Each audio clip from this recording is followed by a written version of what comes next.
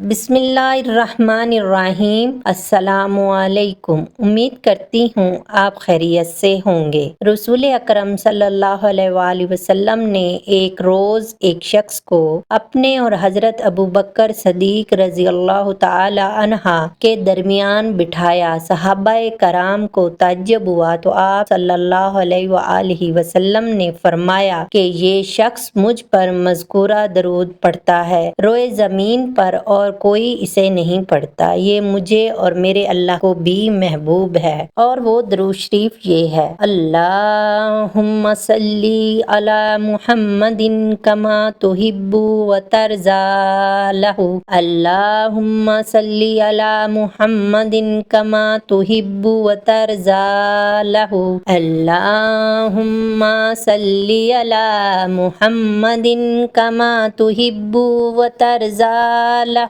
دعاؤں میں یاد رکھیے گا، اگر آپ نے ابھی تک میرا چینل سبسکرائب نہیں کیا تو پلیز میرے چینل کو سبسکرائب کر دیں۔ اللہم صلی علی محمد کما تحب و ترضی لہ۔